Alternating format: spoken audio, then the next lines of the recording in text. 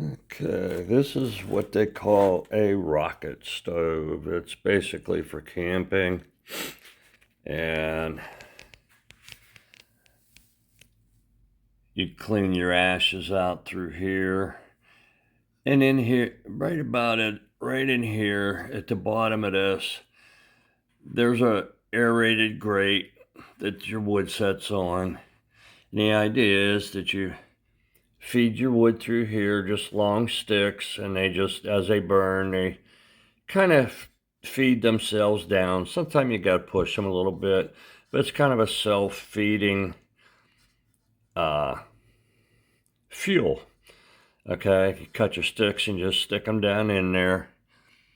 Light it from in here, and this supplies the air, and also this is how you clean it out.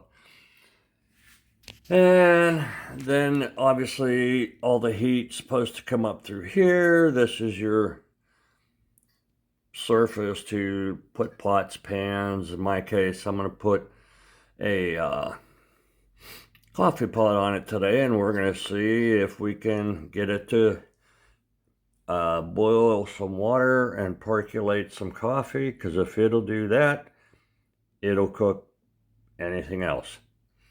Now I didn't have any this is 3x3. I didn't have any 3x3s pre-made, so I had to take 3x3 just sheet metal and build my 3x3 squares. So a lot of welding going into this, and I weld horribly, so don't comment on my welding. I know it's bad. Nor did I have any 2x2s, so I had to make my own 2x2 tube, about a 2-inch stock.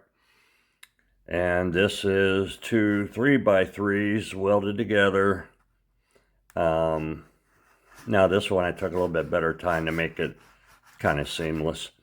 But anyway, some welds are good, some are absolutely horrible. But it was built for strength, not looks. So anyway, we're going to see how this thing works. Okay, made this little rocket stove. My welding's terrible, but I wanted to make one. I started it at 11:58, and we're going to see if it will get hot enough to boil water and make percolated coffee. So I started at 11:58, and we'll see what happens. If it'll percolate coffee, it'll cook anything.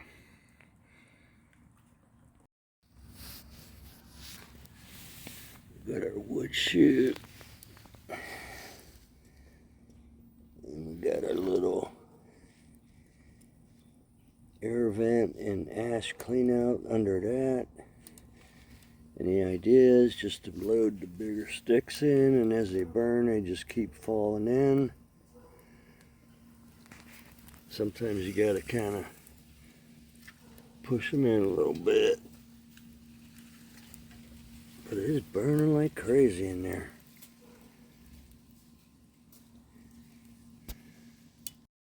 It took about 18 minutes for the first percolating to start. But my fire did go out, and I had to restart the fire. So, you know, it is what it is. This is the first time I ever tried it. But it's percolating. I think I'd do a little bit different next time. So we'll see how the coffee tastes here in a minute.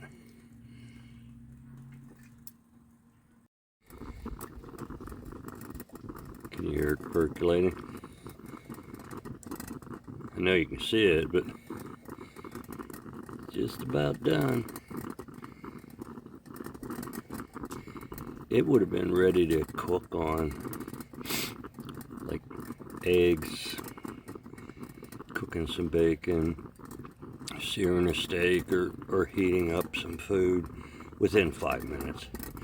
But this had to heat up 4 cups of cold water and percolate it. So this took quite a while, but it did work. A little change in how I do it next time would speed it up a little bit. But it's going to be a good cup of coffee, I bet. We're about to pour.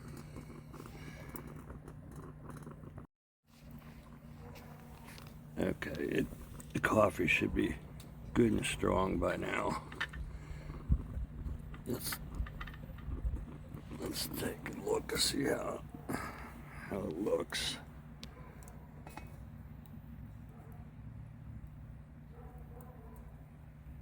Oh, that's nice and strong. Probably didn't need to percolate it that long, but I like strong coffee. Oh yeah, baby.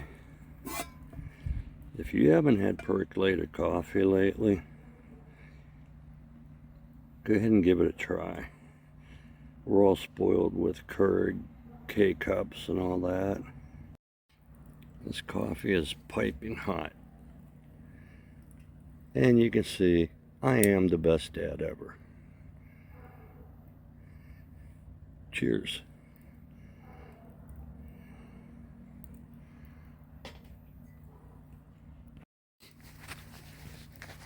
The homemade rocket stove. It's not pretty. And I didn't have any 3x3 squared stock. I didn't have any 2x2 squared stocks. This is all flat stock welded into 3x3s and 2x2s. So a lot of welding, and I'm a terrible welder, so don't make fun of my welding. It's super freaking strong, and it's been dropped many times. It's not breaking, and it does work, so that is all I care about. Have a good one.